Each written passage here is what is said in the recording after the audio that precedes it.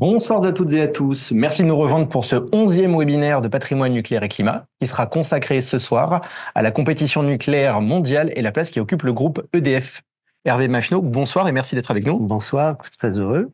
Avant de plonger dans notre discussion, est-ce que vous pouvez nous parler un peu de vous et des fonctions que vous avez occupées au sein du groupe EDF?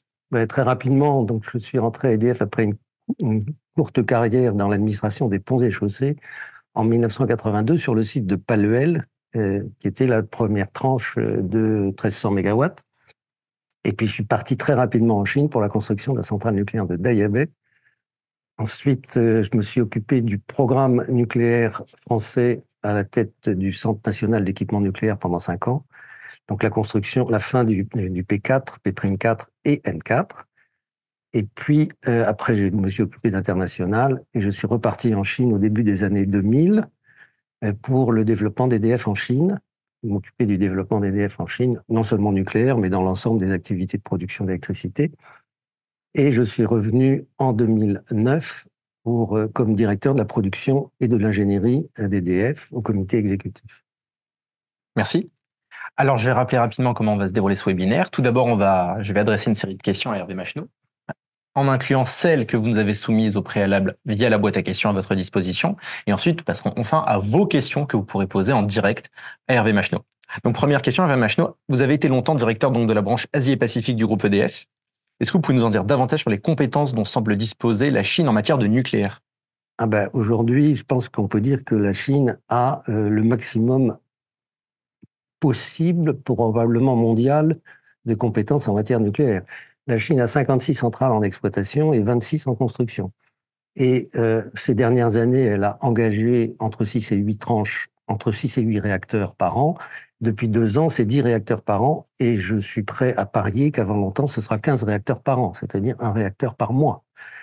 Les réacteurs, il y a évidemment, c'est un peu mélangé, mais c'est essentiellement le Hualong, qui est le réacteur de génération 3 que la Chine a conçu à partir de ce qu'elle connaissait, un peu comme nous avons fait à partir de Fessenheim.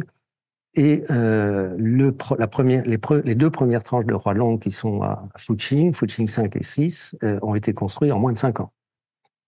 Et donc, ils ont les compétences pour construire des centrales nucléaires à peu près d'une façon extraordinairement professionnelle. La seconde question, c'est concernant leurs pratiques de construction. Est-ce qu'elles sont comparables aux nôtres aujourd'hui?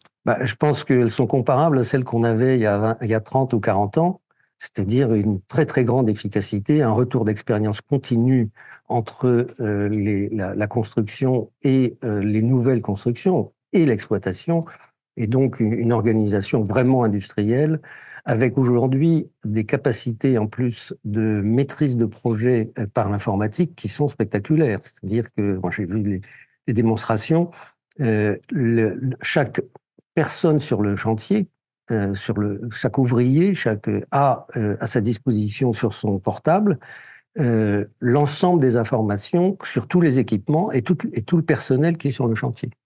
Et donc, il y a une capacité de gestion de projet qui est assez incroyable. Comment vous expliquez cela?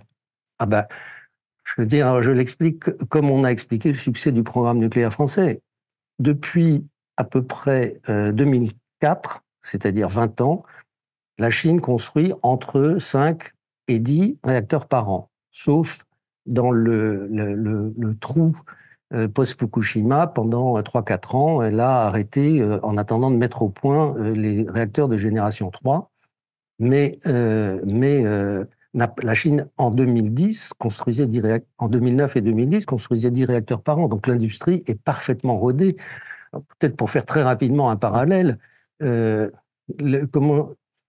centrales à charbon chinoises qui sont les plus puissantes et les plus efficaces et les plus propres du monde, c'est des centrales ultra supercritiques dont le rendement est de 45%, et qui ont les normes de rejet les plus drastiques au monde, coûtent en construction en Chine 5 fois moins cher que celles qu'on a voulu, à peu près identiques, qu'on a voulu construire nous en Pologne. Pourquoi? Parce que pendant des années, ils en ont construit 2 par semaine. Donc, quand on est dans une organisation industrielle qui permet de mettre en moins de 18 mois des centrales à charbon de 1000 MW en service à raison de 2 par semaine, il y a une organisation industrielle. Et ben, cette organisation industrielle, on la retrouve dans le nucléaire. D'accord. Et on Notamment la ce qui retrouve va dans les concerner la panneaux solaires. standardisation, notamment. Effectivement. Où en est ce pays en matière de recherche et innovation? Est-ce que pour vous, il faut s'en féliciter ou plutôt s'en inquiéter aujourd'hui? Moi, je ne vois pas pourquoi on s'en inquiéterait. Je veux dire, est-ce qu'on s'inquiète de l'innovation dans le domaine nucléaire aux États-Unis ou partout ailleurs? Partout où il y a innovation, il y a progrès, et c'est un progrès pour l'ensemble je dirais, du secteur. Le nucléaire, soit il va réussir dans le monde, soit il va ne pas réussir dans le monde, mais ça peut pas être isolé. Et aujourd'hui, les Chinois sont en avance sur, en gros, tous les sujets. Ils ont mis en service, ils ont un réacteur à neutrons rapides, ils ont des réacteurs, ils viennent de mettre en service un réacteur à haute température, euh, comment on dit, je veux dire, pellet bed. Euh, Ils ont mis à Sheddawan, là, au début décembre 2023. Ils ont en chantier et même réalisé quelques SMR, et ils sont en train de construire un projet d'un porte-container avec un réacteur à sel fondu. Et ils ont mis en service expérimentalement pour 10 ans un réacteur au thorium et à sel fondu. Et donc, vous voyez que et leur objectif, c'est en 3 étapes, ce qu'ils appellent les réacteurs thermiques, c'est-à-dire la fission, ensuite le réacteur à neutrons rapides et ensuite la fusion. Et donc, c'est les 3 étapes pour lesquelles la Chine s'organise avec un effort de R&D qui est considérable. Pratiquement, les Chinois donnent assez peu d'informations concernant notamment Taishan et plus aucune coopération aujourd'hui ne semble fonctionner. Qu'est-ce que vous en pensez? J'en pense que il y a des raisons à ça. Euh, Là, Taishan a connu des grosses difficultés liées à des problèmes de combustible dont la cause n'a jamais été vraiment élucidée et qui ont été l'occasion d'une tension très forte entre la France, entre EDF et CGN, et entre la France et les États-Unis et la Chine. Parce que les États-Unis, dans la période de la guerre commerciale, et parce que CGN est une entreprise réputée mise au banc par les États-Unis, a fait tout un pataquès de l'histoire des fuites des crayons, enfin des crayons fuitards dans le cœur de Taishan, qui a provoqué une très très grande insatisfaction, pour ne pas dire plus, de la part des Chinois qui en ont beaucoup voulu à Framatome, à EDF et à la France. Bon, cela dit, le réacteur de Taishan a été remis en service fin novembre et il est à son 3e cycle, comme Taishan 2, et donc ce sont des réacteurs qui tournent. Petite question un peu polémique. Comme on a très peu de chance aujourd'hui de construire un EPR en Chine, le jeu auquel nous avons joué notamment en leur vendant Taishan ou bien en leur vendant la technologie dans les années 90, est-ce que ça en valait la peine tout ça? Mais je veux dire, nous, on a acheté la technologie aux États-Unis en 1970. On a créé Framatome, on a acheté la licence et on a construit Fessenheim avec l'aide des Américains. Et depuis, on a réussi à acquérir la technologie par nous-mêmes jusqu'au N4 et puis ensuite le PR.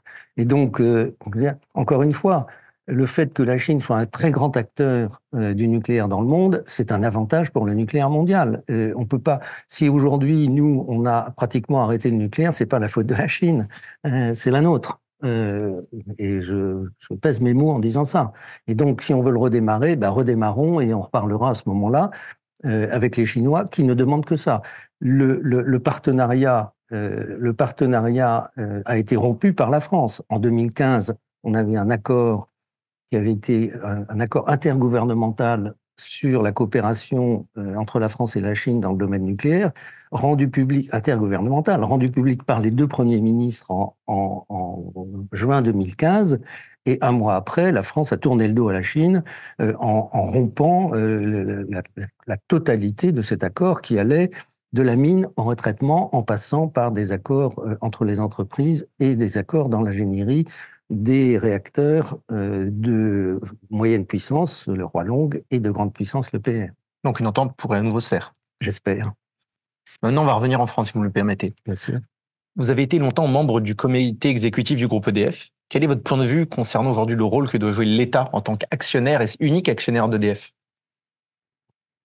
L'État, sa responsabilité, c'est de donner des orientations politiques, euh, c'est-à-dire on fait du nucléaire ou on n'en fait pas, on décide d'un mix énergétique qui fasse consensus dans la nation et qui soit dans l'intérêt général. Et puis après, on laisse aux entreprises le soin de trouver les moyens pour respecter, pour faire ces orientations. Moi, j'ai été éminemment choqué, mais je me souviens malheureusement pas exactement du contenu, mais à un certain moment, Luc Rémont, le nouveau président d'EDF, un peu moins nouveau maintenant, a fait une déclaration sur le fait qu'il souhaitait, il me semble que c'était sur les tarifs, et au Sénat, où il était auditionné. 2 heures après, la première ministre Elisabeth Borne a dit il faut bien qu'il comprenne une chose, c'est que c'est pas lui qui commande, c'est moi. Bon. Et donc, je veux dire, quand on est dans un monde comme ça, comment voulez-vous qu'une entreprise fonctionne? Une entreprise, EDF, c'est une entreprise industrielle, c'est peut-être plus un EPIC, puisqu'il ne faut pas utiliser ce nom-là, mais c'est une entreprise industrielle et commerciale. Il faut lui laisser sa capacité d'industriel et sa capacité de commerciale. Et c'est comme ça qu'EDF, pendant 40 ans, a été l'entreprise le plus grand succès industriel, j'allais presque dire, de l'histoire industrielle du monde. À ce point-là. Ah, c'est ce que je pense. C'est ce que je pense. Avoir réussi le programme nucléaire dans un pays comme la France entre les années 70 et les années 90, en baissant constamment le prix de vente, donc les tarifs, et en gagnant beaucoup d'argent qui était redistribué de cette manière à la fois enfin, aux clients généralement, avec une organisation industrielle quasiment unique au monde qui fait du parc nucléaire français le plus avancé du point de vue de la sûreté et donc le plus sûr du monde, je veux dire, oui, je ne connais pas beaucoup d'expériences industrielles de ce niveau.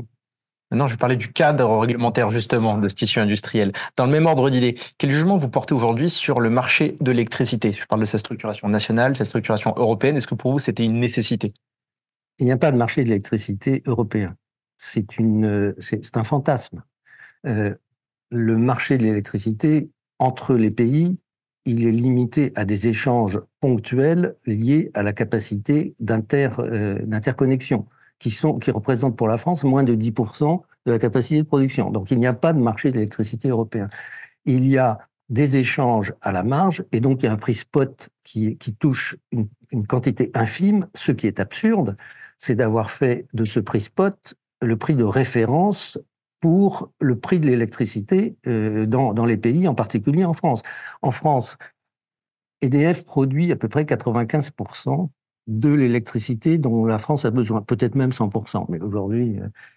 Et, et il se trouve que du fait de l'arène où on a obligé EDF à vendre aujourd'hui presque le tiers de sa production à des soi-disant concurrents qui sont en fait des gens qui pompent son électricité pour la revendre à un prix plus faible parce que quand le prix spot, comment est-ce qu'ils appellent ça, les espérances sur le prix spot est plus bas que le prix d'EDF, oui. Eh bien, ils font des prix et ils pompent les clients d'EDF. Et quand le prix spot remonte, donc le mot m'échappe, mais peu importe, la vision du prix de l'électricité à moyen et long terme augmente, eh bien, il renvoie les clients à EDF et continue de s'approvisionner à 42 € le mégawattheure.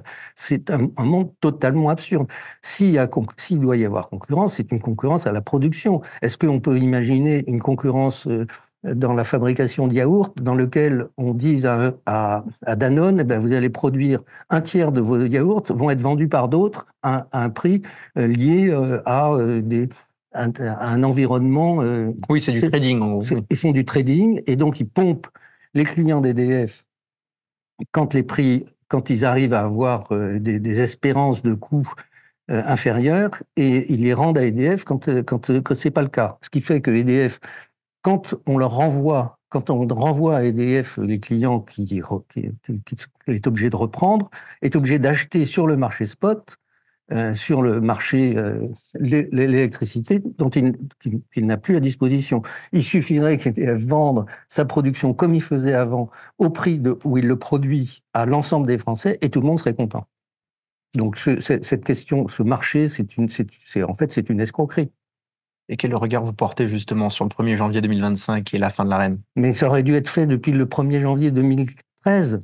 L'Arenh ne sert à rien qu'à ruiner EDF et les consommateurs français. On avait dit que c'était pour créer de la concurrence et baisser les prix. Ça n'a fait que les augmenter. Les prix entre 2008 et 2024 ont augmenté de 100%. Et ils avaient augmenté déjà de 50% avant. Tout ça depuis la concurrence. Et donc, c'est quoi? Encore une fois, c'est une escroquerie. Sans parler de l'endettement justement d'EDF et donc de l'État. Mais c'est directement lié. C'est directement lié. Et donc, EDF nourrit des parasites et se ruine en nourrissant ces parasites. Et ruine aussi les consommateurs. Petite question désormais sur le nombre de tranches nucléaires à construire en France et votre vision pour combien faudrait-il en construire d'ici 2050 pour répondre à l'évolution de nos besoins? Bon, alors il y a un certain nombre de calculs qu'il a fait. Vous savez que j'appartiens à un think tank qui s'appelle le CEREME, qui est un centre d'études pour la réalité écologique et le mix énergétique. Et on a beaucoup travaillé, c'est un think tank totalement indépendant, et on a beaucoup travaillé sur ces sujets. Et on est arrivé à l'idée que l'idéal, c'est d'avoir en 2050 24 nouveaux réacteurs et le maintien des réacteurs existants pendant 70 ans. Et donc, ceci permet d'arriver à peu près à 100 gigawatts de nucléaire entre 90 et 100 gigawatts de nucléaire en 2050. Mais il faudra pas. Et pour ça, eh bien, combien il faut en faire? Je veux dire, je crois que le premier, dans le meilleur des cas, sera en service en 2035, le deuxième en 2036, et ensuite, l'idée, c'est d'en faire 2 par an. Et 2 par an jusqu'en 2050, ça va en faire à peu près 24, ce qui conduit un truc. Mais si on regarde, ensuite, il va bien falloir fermer les premiers. Et donc, on va arriver à un maximum de 100 gigawatts ou 90 gigawatts en 2050. Et puis après, ça commence à décroître. Et donc, il faudra continuer à construire des nouveaux pour remplacer les anciens. Et ça, donc aujourd'hui, de mon point de vue, il faut se mettre le plus rapidement possible dans la disposition de construire au moins, enfin disons, c'est déjà pas mal, 2 réacteurs par an, et ça, vraisemblablement, pendant les décennies à venir. Ça, c'était pour nos besoins de consommation. Mais est-ce qu'on aura également la capacité d'être exportateur, notamment de réacteurs à l'étranger? Mais bien sûr, parce que, je veux dire, vu que les étrangers misent sur l'éolien et le solaire, et que malheureusement pour eux, le soir d'hiver, il n'y a ni vent ni soleil, ils sont très très contents. C'est bien d'ailleurs le problème, auquel est confrontée l'Allemagne aujourd'hui. Quand la France a eu des problèmes dans la production d'énergie nucléaire avec les problèmes de corrosion sous contrainte, le chancelier allemand a commencé, ou le ministre de l'énergie a commencé à critiquer la France parce que le nucléaire n'était pas disponible. C'est-à-dire, bon. Et donc, évidemment, ce sera le socle de la stabilité de la production d'électricité en Europe. Notamment si on veut parvenir à une reconquête industrielle et une relocalisation de certaines unités de production au sein de l'Union européenne. Je dirais non seulement ça, mais le fait de lancer un programme comme ça, visible, politiquement affiché, va reconcentrer un tissu industriel que la France a perdu. Et c'est donc un des principaux défis de la France aujourd'hui, c'est de reconstituer ce tissu industriel pour permettre ce programme. Donc ce programme nucléaire, il a un double intérêt, un double avantage. Celui de donner à la France une électricité propre, disponible, pilotable, compétitive, j'en passe, mais en plus d'être l'occasion de la réindustrialisation de la France. Pour vous, comment seront surmontées les contraintes financières? Pensez-vous aujourd'hui qu'un appel au financement privé pourrait être souhaitable? Non seulement il est souhaitable, mais je pense qu'il est nécessaire. Alors, justement, dans le cadre du CEREME, on réfléchit avec des amis. L'idée, qui est probablement prématurée compte tenu de la situation où aujourd'hui EDF paraît surendetté et en semi-faillite, et où aucune banque ne veut lui prêter davantage d'argent, mais ça ne va pas durer. EDF va retrouver, si on supprime l'Arenh et si on supprime les fournisseurs alternatifs, en tout cas le pompage par les fournisseurs alternatifs de la substantifique moelle d'EDF, EDF va retrouver sa santé, surtout. Bon, mais et donc l'idée, c'est effectivement de faire des grands emprunts populaires qui pourraient, parce qu'aujourd'hui les banques prêtent à 10% à EDF, qui pourraient être à 5%, ce qui garantirait aux souscripteurs une rentabilité d'au moins 3 ou 3,5%, ce qui est nettement supérieur à ceux qui peuvent escompter aujourd'hui par ailleurs. Et donc, moi, je pense que dans le mouvement à la fois de souveraineté nationale, d'intérêt pour le climat et de l'environnement et de la réindustrialisation de la France, je suis convaincu que un jour, cette possibilité se fera jour. Bon, cela dit, aujourd'hui, effectivement, c'est compliqué de trouver des financements, mais c'est aussi un problème politique, c'est fondamentalement un problème politique. En 2008, on a trouvé des milliers de milliards pour renflouer les banques.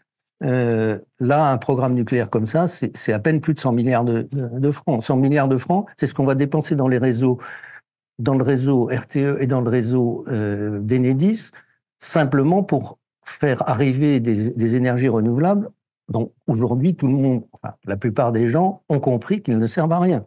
Et donc, sans compter les milliards qu'on met dans la construction de ces sites. Donc les milliards, c'est pas le sujet. Si on les veut, on va les trouver.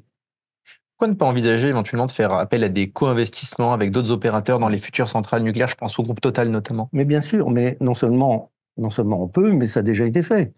Fessenheim, il y avait des investisseurs allemands. Dans le budget des investisseurs suisses, il me semble, et à Tihange, il y avait la France et la Belgique. Et donc, qu'il y ait des investisseurs. La question, c'est une question industrielle. Les investissements, après, on se partage comme on veut la distribution de l'électricité, donc, qui est disponible et qui est produite. Mais l'enjeu du nucléaire, le traitement industriel du nucléaire, c'est qu'il faut que le retour d'expérience d'exploitation puisse être rassemblé, concentré et réutilisé pour améliorer à la fois la sûreté et les moyens d'exploitation et les moyens de construction à venir. Et donc c'est très important qu'il y ait à l'échelle de la France un seul acteur de la conception, construction et exploitation du nucléaire. Je vais désormais revenir par rapport aux énergies renouvelables dites intermittentes. Je voulais vous poser une question à ce sujet, c'est comment vous justifiez le développement de ces énergies? Est-ce que vous le jugez pertinent et surtout, à quel niveau ça pourrait être pertinent de les développer? Si on doit les développer. Le sujet est, le développement des énergies est impertinent, ça ne sert à rien. Il y a aujourd'hui en Europe 250 gigawatts d'éolien installés. Or, il n'y a pas de foisonnement pratiquement en Europe. Quand il y a du vent, il y en a dans toute l'Europe, et quand il n'y a pas de vent, il n'y en a pas en Europe. Et donc, rajouter un seul gigawatt d'éolien en France est totalement absurde et ruineux. J'ajoute que non seulement c'est ruineux, mais pour des raisons de réseau, pour des raisons d'amortissement et pour des raisons, il faut regarder aujourd'hui, c'est parfaitement lisible. Quand il y a du vent, on réduit le nucléaire pour faire passer le vent. Et en gros, la quasi-totalité est exportée à un coût qui est très proche de zéro. Donc, ça ne sert à rien. C'est une ruine pour la France. Pour la France métropolitaine, mais oui, peut-être au niveau de l'outre-mer. Mais ça, c'est complètement différent. Là, je parle de la France métropolitaine. Mais jusqu'à maintenant, on parlait de la France métropolitaine et de l'Europe. Aujourd'hui, bien entendu, au Sénégal, où il y a de l'Alizé qui souffle force 5 du nord-est du 1er octobre jusqu'au 1er avril, on sent bien que l'éolien peut être utile. En Chine, où il y a le désert de Gobi avec des vents quasi permanents, et pour eux, ça se substitue au charbon. Et donc, évidemment, ça a un intérêt. Le coût, après, il faut regarder le coût, parce que se substituer au charbon, c'est une chose, mais on paye deux fois. En l'occurrence, on paye deux fois les installations. Mais en Chine, c'est utile. En Arabie Saoudite, le solaire, manifestement, ça a un intérêt, parce qu'on est à peu près sûr d'en avoir beaucoup et une grande partie de la journée. Et donc, bien entendu, il faut regarder au cas par cas, géographiquement. En France, c'est ruineux et inutile. Je vais désormais changer de sujet. Ça serait pour avoir votre avis sur le projet de fusion actuel ASN-IRSN. Ah. Alors, l'IRSN, au début, était un service du CEA, qui était l'appui technique de l'ASN. Et donc, pour une raison je ne sais pas, enfin, en tout cas, on a jugé utile d'en faire un institut à part, un institut administratif. Il est sous tutelle de d'ailleurs plusieurs ministères. L'IRSN est donc un appui technique de l'ASN. Mais dans la vision, comment dirais-je, qui a avec un peu une vision qui s'est diluée de la responsabilité de l'ASN, on a décidé que la transparence devait s'appliquer aussi au rapport de l'IRSN. Donc on a dit l'IRSN, la transparence veut que l'IRSN publie ses rapports. Sauf que comme c'est un appui technique de l'ASN, il publie ses rapports avant de les donner à l'ASN. Et donc l'ASN est dans une situation où son appui technique a rendu public son avis avant que l'ASN ne puisse donner le sien. Et donc, c'est une situation qui a conduit à une perte de responsabilité. Aujourd'hui, l'ASN, elle n'est plus l'ASN qui est le responsable de la sûreté en France, porte cette responsabilité en tant qu'autorité indépendante devant le Parlement. Et aujourd'hui, en fait, elle se trouve devant à répondre, donc une forme de responsabilité, à répondre à l'IRSN. Et donc, on est dans la perte de responsabilité, la perte de légitimité de l'ASN. Et par conséquent, si l'IRSN était resté un appui technique discret, administratif, au service de l'ASN, ça aurait été parfait. Ça n'est plus le cas depuis de nombreuses années. Et par conséquent, il est urgent que cette fusion soit faite. D'accord, je vous remercie. Je vais revenir sur une petite actualité. Une petite actualité qui a eu lieu il y a évidemment pas longtemps. Ça serait normalement les propos notamment de Madame Simmons, donc la commissaire en charge de l'énergie, qui a annoncé la création donc d'une alliance industrielle européenne pour faciliter le déploiement des petits réacteurs, notamment AMR, SMR, compte tenu de l'opposition systématique de certains États membres dans leur mix énergétique au nucléaire. Est-ce que pour vous un tel projet pourrait aboutir? D'abord, il faudrait que les projets de SMR aboutissent. Or, aujourd'hui, on est dans la recherche et développement. Rien n'est sûr du point de vue de la faisabilité industrielle des SMR. En plus, les SMR, si c'est pour les installer dans des pays avec des réglementations de sûreté comme la France, je veux dire, il va falloir installer autour des fils de fer barbelés, des de sûreté, etc. Je veux dire, avec 100 mégawatts ou 200 mégawatts, ça n'a aucun intérêt. Donc économiquement, ça n'est pas viable. Par ailleurs, aujourd'hui, s'il doit y avoir un jour une industrie du SMR, il faudra que ce soit une industrie qui produise en série les SMR pour des pays qui ont des conditions d'environnement de sûreté moins strictes que le nôtre. Et donc, le nombre de clients va être nécessairement assez limité. Or, pour que ce soit industriellement réalisable, il faut en produire beaucoup, plusieurs par mois. Or, donc, il y aura dans le monde une ou deux entreprises fournisseurs de SMR, pas 10, c'est pas possible. Et donc, s'il y en a une ou deux, elles sont américaines et chinoises, elles ne seront pas françaises. Et donc, je veux dire, cela dit, et en plus, j'ajoute quand même que les SMR aujourd'hui, il n'y en a aucun qui ait fait preuve de sa faisabilité, fiabilité industrielle, économique. Bon. Et même on est partout dans un état de R&D.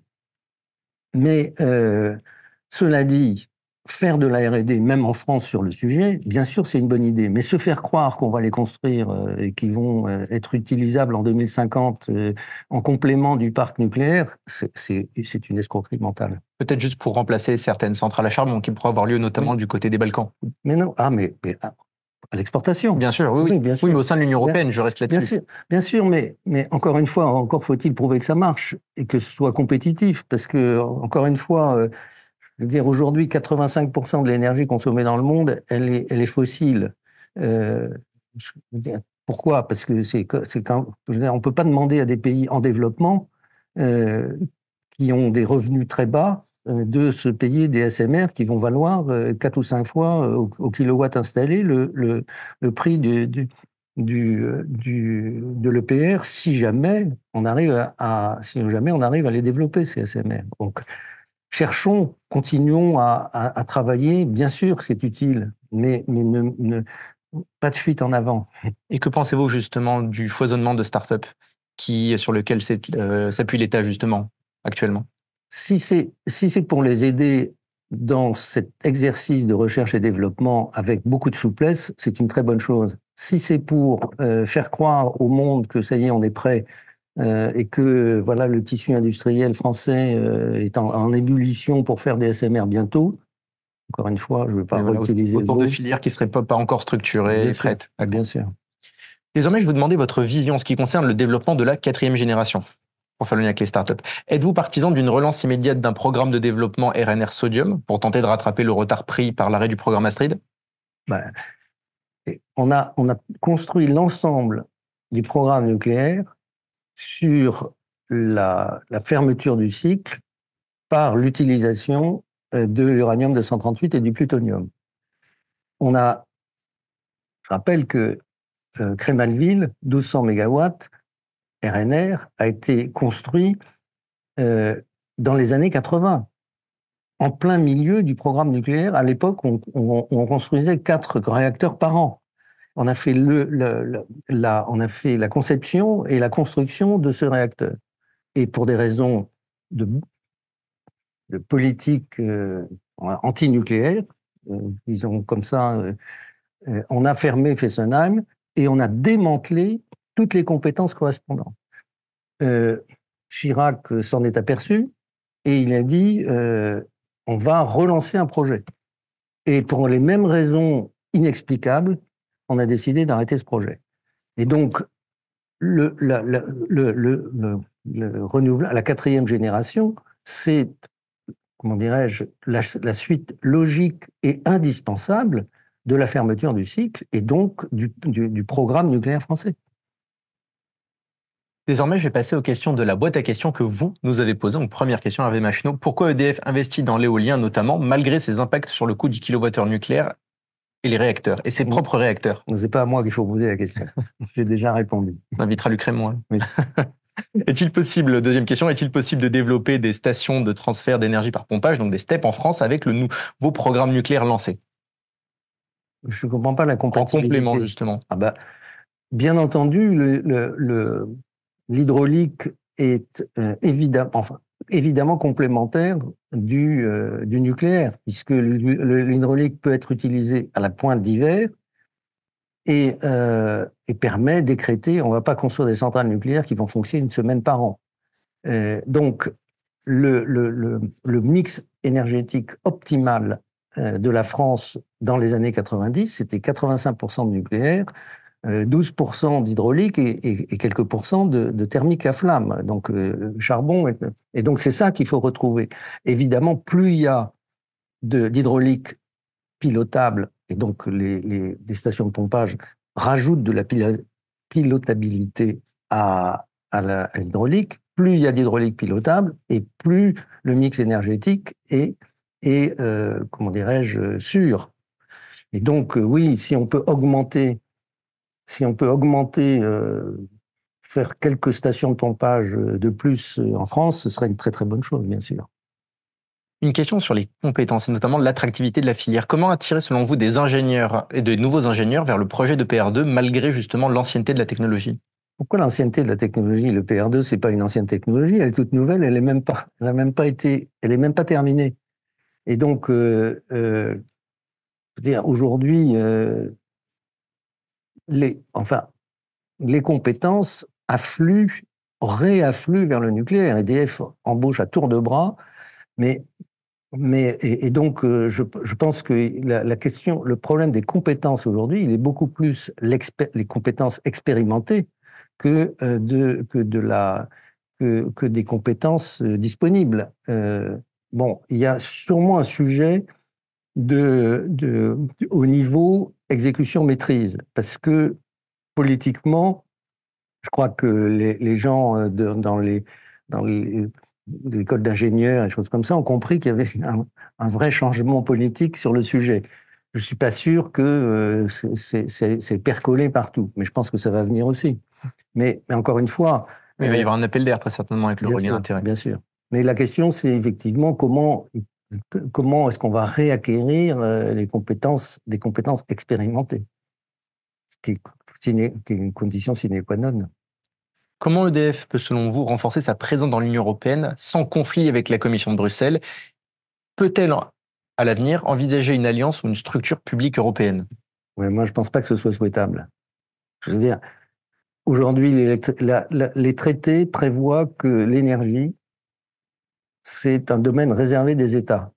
Je ne sais pas pourquoi on s'est engagé dans cette perspective au nom d'un mythe européen qu'on a essayé de construire d'une façon, j'allais dire, irrationnelle et irréfléchie. Autour du modèle de concurrence, notamment. Autour du modèle de concurrence et autour du modèle allemand de l'énergie renouvelable. Au nom de ça, on a sacrifié sans doute l'un des services publics les plus réussis, encore une fois, à l'échelle de la planète, et qui était à la fois propre, efficace, qui a toutes les qualités, et donc on l'a sacrifié, comme d'ailleurs d'autres secteurs, au nom de la construction d'un marché européen qui n'existe pas et qui n'existera pas. Donc, je ne crois pas que ce soit la chose à... Et aucune prise de participation dans le capital d'EDF par un autre État membre de l'Union? Écoutez, EDF avait acheté ENBV, ça s'est terminé par une catastrophe politique. Enfin, une catastrophe politique. Disons que il y a eu un changement de gouvernement dans l'État de c'est la Bavière, je crois, Bade-Württemberg. Et donc, tout d'un coup, ils ont changé d'avis et donc il a fallu revendre en catastrophe. Aujourd'hui, l'Europe n'est pas mûre pour faire des constructions, alors en particulier avec l'Allemagne, la Hongrie et les pays comme ça. Et donc, si il faut faire des coopérations sont possibles et utiles à échelle d'un projet dans lequel des acteurs décident de rentrer dans ce projet, ils investissent. Mais les coopérations fumeuses à l'échelle européenne dans les SMR ou dans le nucléaire futur, personnellement, je n'y crois pas. L'augmentation mondiale du nombre de centrales nucléaires risque-t-elle, selon vous, de créer une tension sur le marché de l'uranium? À quel horizon de temps, si oui? Alors, ça, c'est un sujet. Je ne suis pas spécialiste du sujet. Il faut demander à Orano ou à Framatome ou à EDF. Ils ont des spécialistes. Mais aujourd'hui, le fait que la Chine construise 10 réacteurs par an et qu'il y ait une relance psychologique du nucléaire, politique du nucléaire dans le monde, le GIEC, machin, etc., fait que il y a une tension sur le prix de l'uranium. Bon, cela dit, est-ce que c'est structurel ou conjoncturel? Moi, je pense que c'est conjoncturel, parce qu'au moment où il y a un appel, on dit ah bah, il faut qu'on prenne nos précautions, et comme pendant des années, on n'a pas fait de recherche de nouveaux sites, de nouvelles mines, etc., on ne sait pas.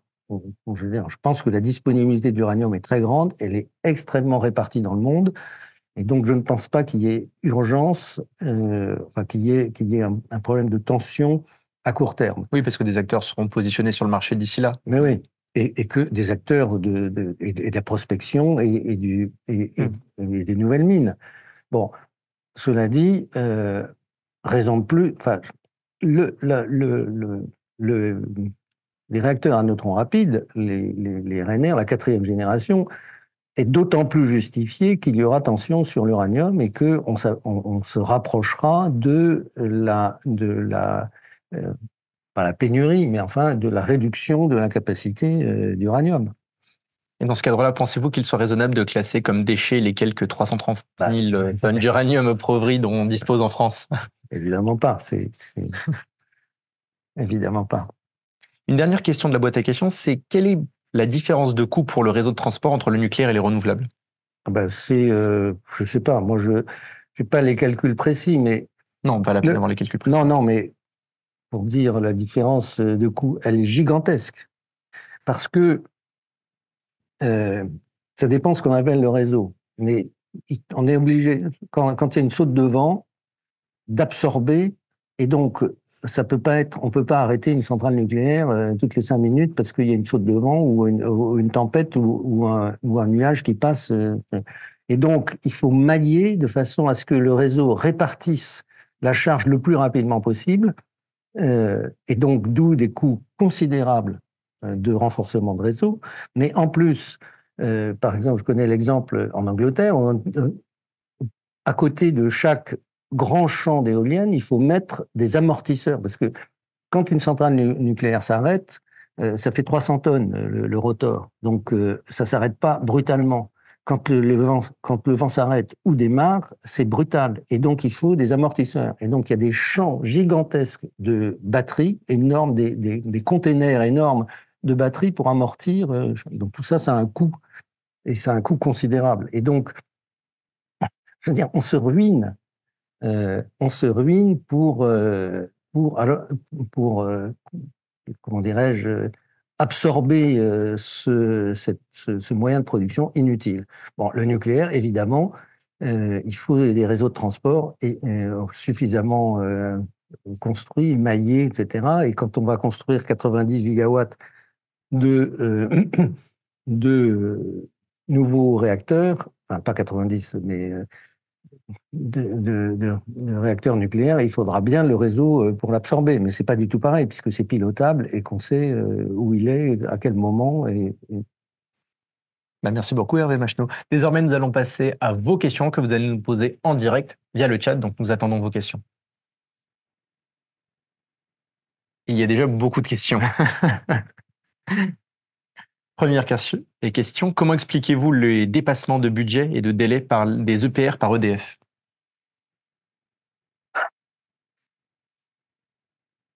Bon, il y a plein d'explications. La première, c'est que l'EPR est un objet dont on n'avait pas la maîtrise industrielle au moment où on l'a commencé. C'est un objet très lourd, avec en plus de nouvelles règles de sûreté. On a changé les codes en cours de route.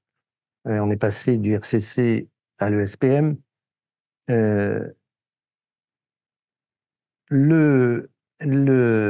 Et en plus, en faisant ça, on a, comment dirais-je, imposé des contraintes qu'il n'y avait pas avant. Je prends l'exemple anecdotique des platines. Avant, on faisait des trous dans les murs et on mettait des spits et on soudait les platines sur les spits. Là, il faut que ce soit des platines ancrées. Et donc, il faut les ancrer dans le mur avant de couler le béton du bâtiment réacteur, par exemple. Et il ne faut pas se tromper de l'endroit où on va les poser. Et donc, c'est un casse-tête pas possible. Et il y a un tel ferraillage dans le PR que arriver à placer une platine ancrée entre les barres du ferraillage, c'est un sport très difficile. Et comme on n'a pas le droit d'écarter les barres de plus de quelques millimètres sans avoir une dérogation des autorités de sûreté, vous imaginez le pataquès que ça a fait pour construire ça. Donc on s'est mis dans une situation qui n'est plus industrielle, qui est tellement réglementaire que, en gros, ça devient très difficile à faire. En plus, c'est évident, on avait perdu les compétences. Et puis, il y a un élément supplémentaire, donc je ne sais pas si... qui est que on a été très influencé par une vision contre laquelle je me suis battu pendant tout le temps où j'étais à EDF, qui est une vision de clé en main. C'est-à-dire qu'on a fait, au lieu d'avoir les 1500 contrats de show pour le N4, il y a 150 contrats pour le PR. Et donc, EDF n'a plus le contact direct avec les fournisseurs. Il y a des intermédiaires, et donc EDF a perdu sa capacité industrielle à intervenir, à vérifier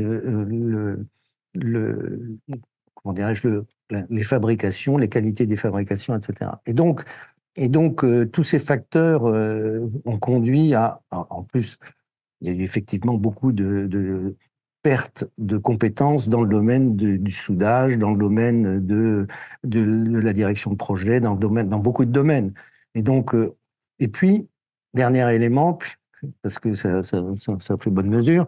On va faire un webinaire rien que là-dessus. Ouais, le dernier élément, c'est que l'industrie nucléaire, c'est une industrie qui est extrêmement exigeante et très coûteuse.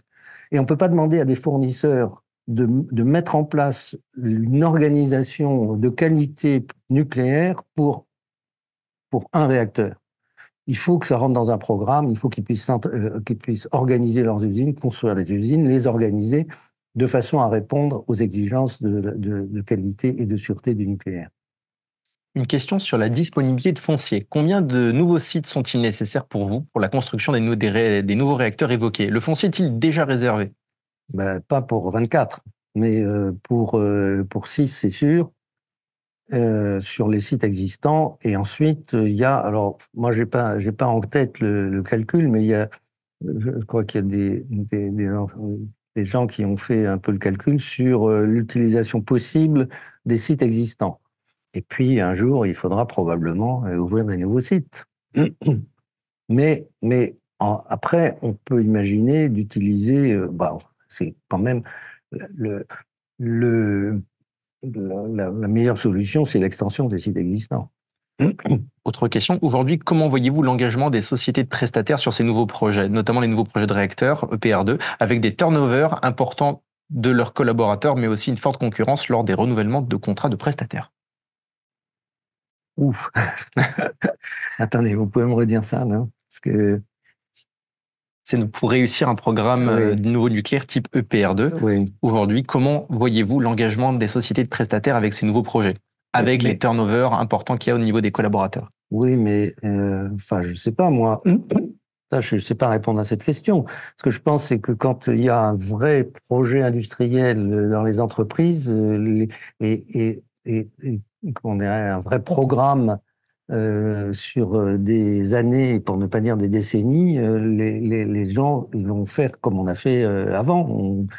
Je veux dire, aujourd'hui, comme on voit, on ne sait pas où on va, on ne sait pas si on va faire un programme vraiment, si on va en faire 6, si on va en faire 14, si, en tout cas, officiellement, il y a encore des gens au gouvernement qui sont contre le nucléaire, donc la visibilité est quand même réduite.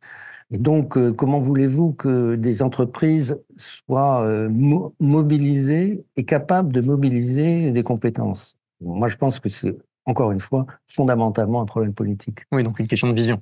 Oui. Donc une question politique pour répondre à un problème politique. Que pensez-vous de la mise à l'écart d'Agnès Pannier-Runacher?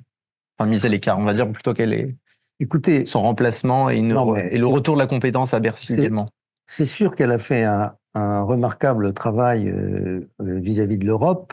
Moi, je n'ai pas d'avis sur la question. Je veux dire, le fait qu'il y ait un ministère de l'Industrie aujourd'hui qui soit, comme c'était le cas avant, rattaché au ministère des Finances, ne me choque pas. Je veux dire,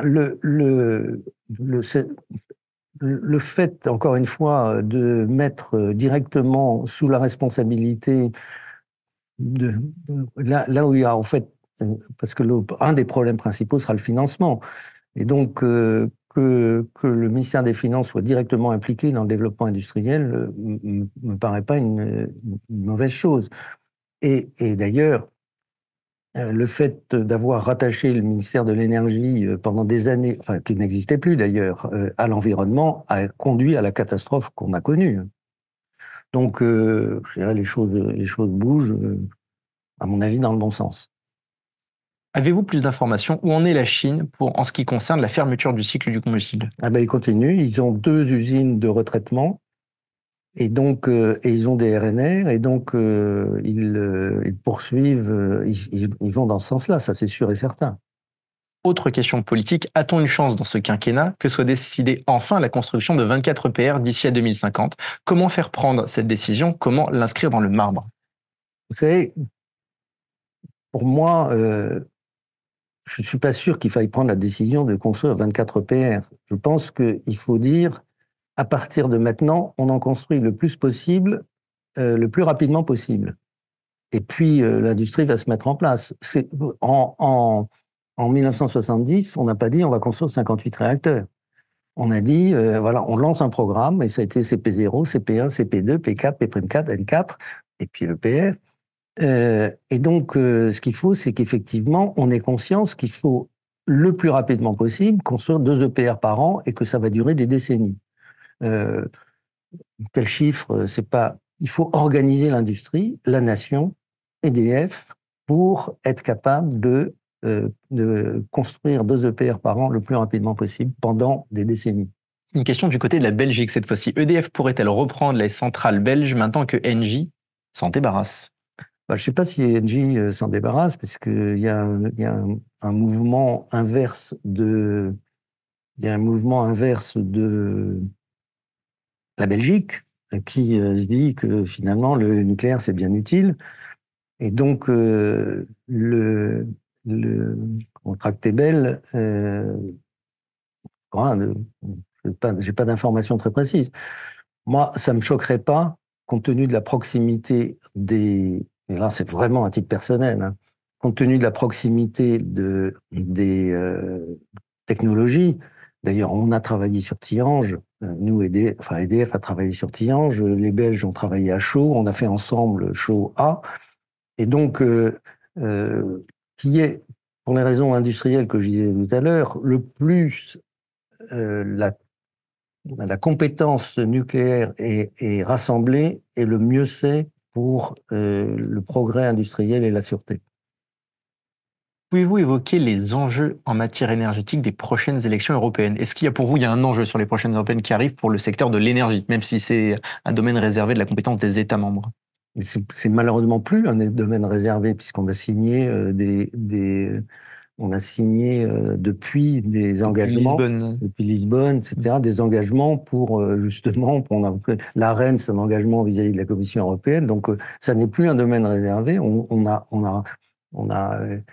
comment dirais-je, Parce que le problème, c'est que la Commission européenne a aujourd'hui la compétence pour le déploiement des énergies renouvelables et le suivi de la compétence du déploiement ensuite. Mais, enfin, je veux dire, ça réglemente. Oui, au motif de l'environnement et de la concurrence, la Commission européenne impose des choses que la France ne devrait pas accepter.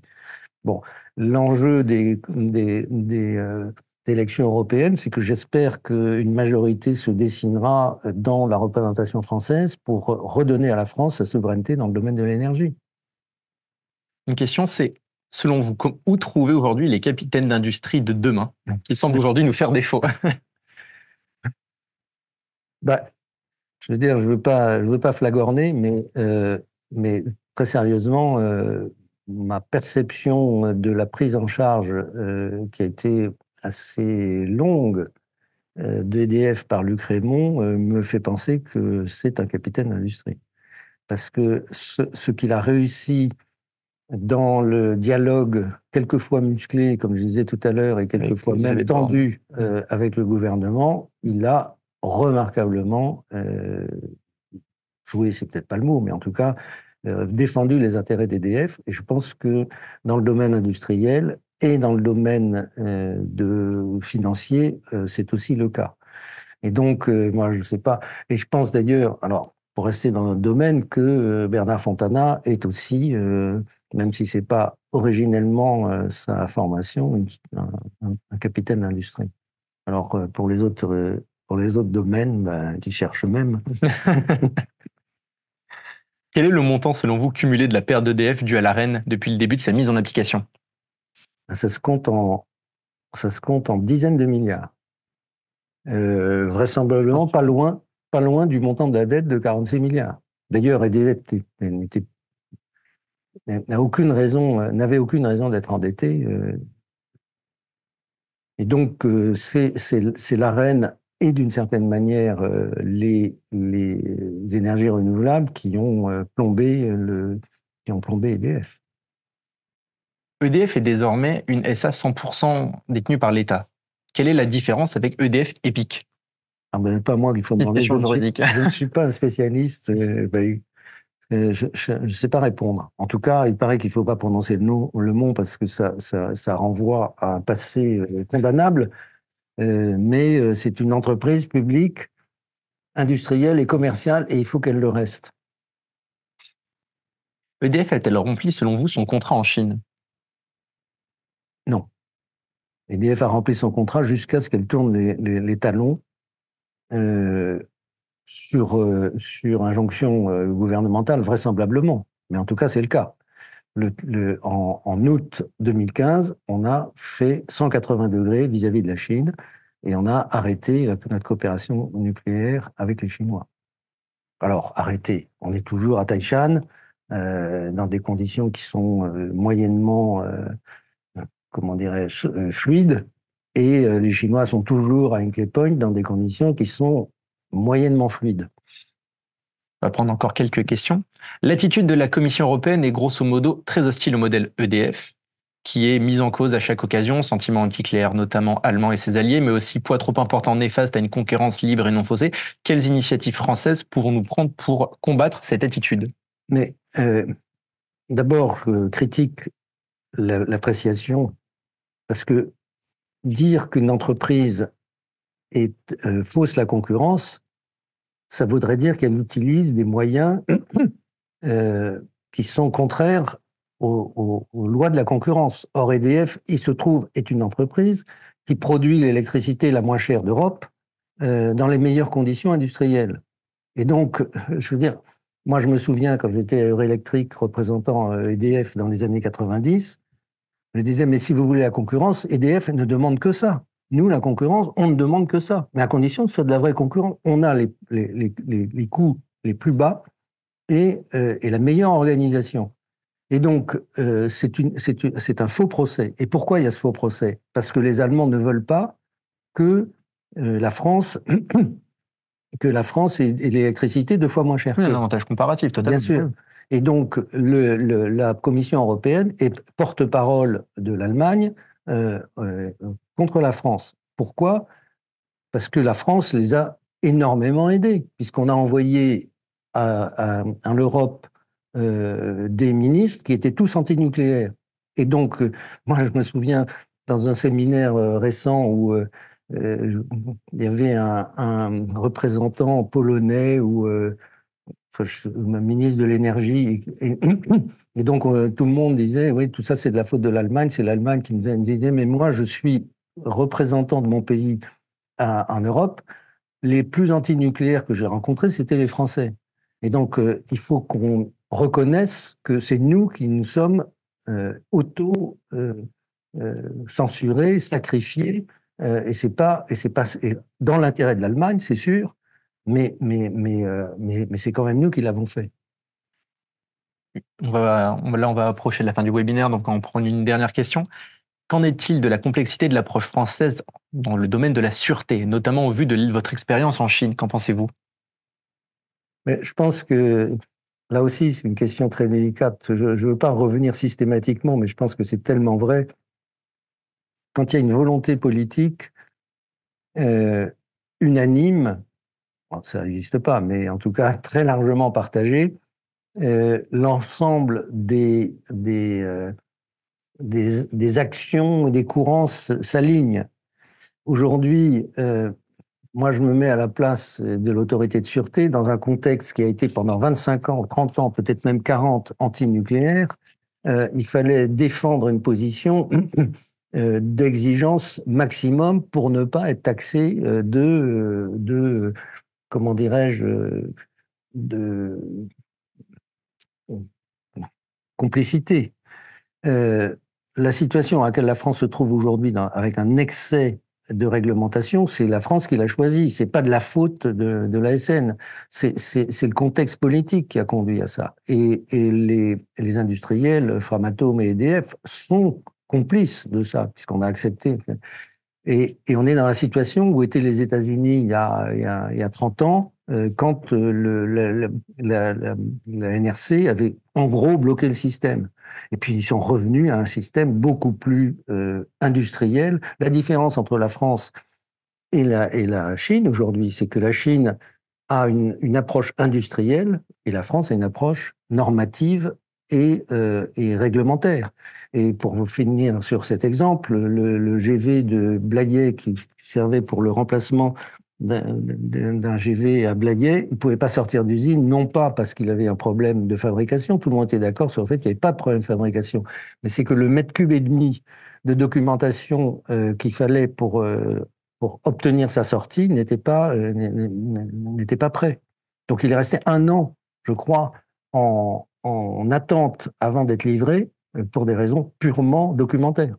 Donc voilà où on en est aujourd'hui. Et ça, si on veut, si on veut relancer un programme nucléaire, il va falloir changer ça. Faut terminer sur une citation de Georges Pompidou, peut-être, C'est quoi? sur les normes, justement, sur l'excès de normes en France. Ouais, Arrêtez d'emmerder les Français. ouais, oui, bah, ouais, mais en l'occurrence, ce que je veux pas, c'est laisser entendre qu'il y aurait des responsables identifiés. Je veux dire, la France est responsable, Mais la faute est partagée. La France a globalement, collectivement, mis François Hollande à la tête de ce pays avec un programme qu'il connaissait.